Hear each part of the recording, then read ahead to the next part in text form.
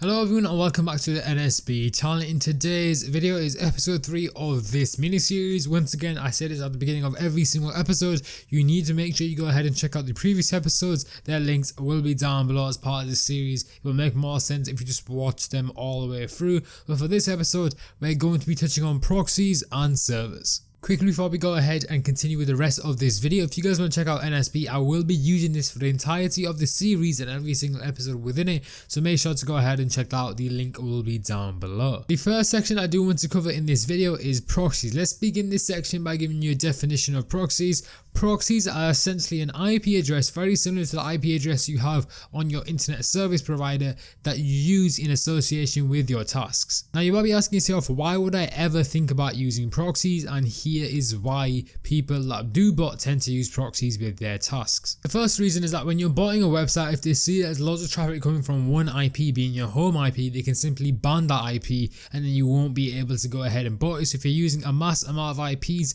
when you're going and botting a certain website, it will be seen as individual IPs, so they won't go ahead and ban your actual home IP. So if they ban the proxy you're using, it's not that much of a loss compared to banning your home IP. The second reason is the idea of securing multiples of the same item. I will touch on this later when I explain the different type of proxy types. However, with proxies, you are able to go ahead and secure multiples of the same item compared to just running all your tasks on your home IP. And the final point is that when you're using all these IP addresses, it creates an illusion to the website that these are individual people at different IP addresses going for this item, compared to you running 50 tasks on your home IP. And in that case, they would know that you're sending 50 requests from one IP address. They'd see that as suspicious and categorize it as a botting activity. So obviously your home IP address would get banned. Now within botting, there are two types of proxies that are commonly used, and those are residential proxies and data center proxies. So I'm going to go ahead and break down what a residential proxy is first. Now a residential proxy is commonly used in mass quantities, and the reason for that is it doesn't have a very fast speed. And you might be asking yourself,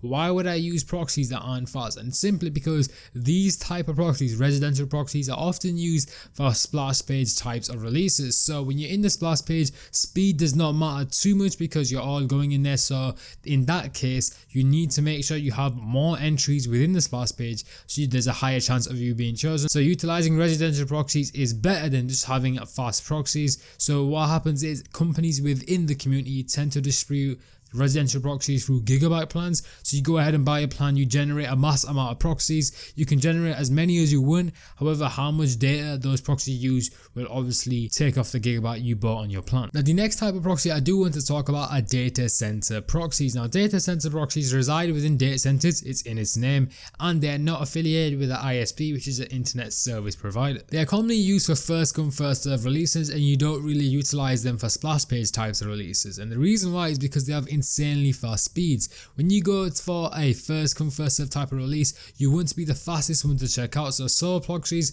like residentials should not be utilized, and people favor data center proxies in these situations. Now that I've gone ahead and explained the two types of proxies, let's jump straight into NSB on the proxies tab, and let's go ahead and show you guys the difference between these two proxies and also show you how to inject proxies into NSB. So we're now in NSB and we're on the proxies tab. Let's go ahead and break down what we can see here. It says no proxy list created yet. That's because we have yet to create a proxy list within NSB. We can click this button to go ahead and add a proxy list. We are going to do that, but let's break down the rest of this page. We have the hashtag to indicate the number of proxy lists we've created, the name of the proxy list, the number of proxies residing within the proxy list, and also the date we created the proxy list. And then we have these three buttons here. Now this button is to go ahead and import proxy lists into NSB, and this button is to go ahead and export proxy lists out of NSB. So if you want to utilize that, you can, and this button is for cookies, which we will cover in a later video. So let's go ahead and hit the add proxy list button. It's going to pop up this box, and we can go ahead and configure a list name.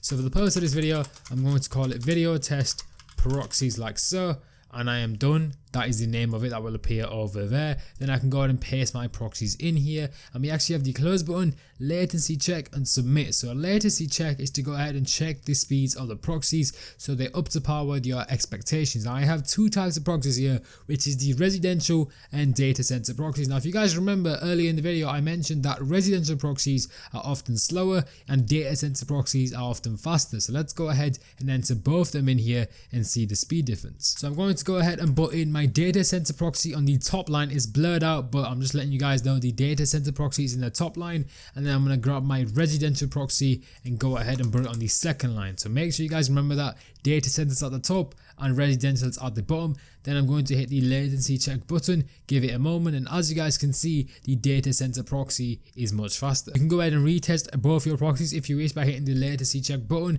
and as you guys can see, it returns the speeds. The residential proxy is obviously higher than the data center proxy like we mentioned, but once we are done, we can go ahead and hit the submit button, and we'll go ahead and create a proxy list. The number of proxy lists is 1 because we only have 1 proxy list created.